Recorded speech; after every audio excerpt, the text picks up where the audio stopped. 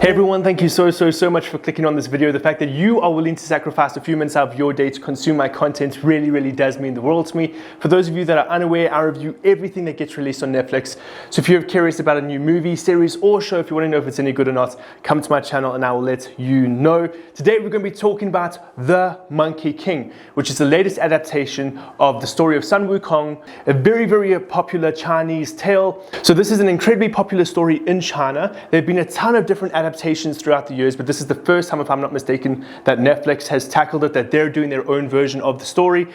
I was really anticipating this movie. A big reason for that is, for those of you that don't know, I'm also a voice actor, and one of the very first animated shows I ever did was another adaptation of the story of Sun Wukong, the Monkey King, and that was My Little Monkey King, where I voiced a character named Harry. You're going to see that on the screen now. I had a lot of fun with that show, so I was really excited to see how Netflix was going to adapt this same story, but in a completely different way. And that's what Netflix did really well with this movie. They adapted a very well-known story, but they tried to set it apart with its incredibly unique animation style.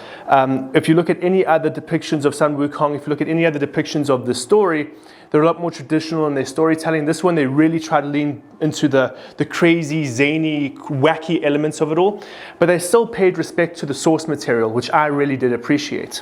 Hey everyone, before this video carries on, I just really want to thank the sponsors of this video. That is the Pokemon Company in collaboration with Solarpop. Now recently there's been a massive flood of new merchandise and stationery in regards to Pokemon, which has been really cool to observe as a fan. All of this new stationery is available now, and I use it all myself. In fact, everywhere I go, I happen to have some form of this new Pokemon stationery. I mean, I'm using this stationery everywhere I go. I'm using it when I move around with my laptop. I'm using it to take down notes in the new notebook along with all of the stationery that's available. So if you're a Pokemon fan who's also active, who's on the go, who's on the move, then this is definitely something you're going to want to check out. And of course, it's perfect for the little ones as well, as they're going to be using it for their school stationery. So guys, if any of this stationery or merchandise calls out to you, if it's something that you're passionate about, if it's something that you want to get, then you can go down to the description below, click on the links, and you can purchase some of it for yourself. So yes, thank you so much Pokemon Company and Solarpop. Let's jump straight back into the video. Sun Wukong is a character who's driven by his ego. His motivation is that he can better himself, become more powerful, become immortal. And so they definitely have that, set in stone in the first half of this movie. He is an egotistical character who believes he's the best, who believes he's unstoppable.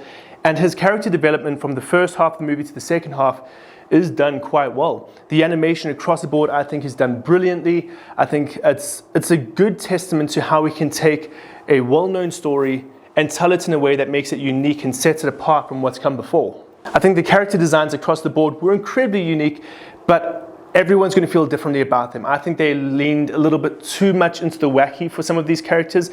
I would have preferred a little bit more, some realistic proportions, which you're not going to find in this movie at all. These proportions are exaggerated to extremes. And so it's an incredibly unique, style, but you have to decide if you're going to like that or not. Sometimes for me, when things get over-exaggerated, I kind of get drawn out of the story a little bit. I lose my immersion. Talking about how as a voice actor, I do also have to say the voice acting in this movie was great. I enjoyed all of the characters. The portrayals were fun. The voices that the characters had were engaging. So this was a fun little story to watch. But ultimately, I can say this is an action animated film. The action is front and center in this movie, and the animation does a good job of portraying these larger than life action sequences. I'll say the choreography was really creative, especially with Sun Wukong using his stick. That was fun to watch. The different ways they incorporate the fact that it can grow, that it can shrink, all of that stuff was really cool and exciting to watch. And just seeing an art style that isn't inherently Western. This is an Eastern aesthetic, and they've taken Western animation and Western art styles, and they've tried to merge them. I have to say, I'm a massive fan of how animation is not just a Western centric entity now. We've had a ton of animations coming out of Africa recently, especially both on Disney Plus and Netflix.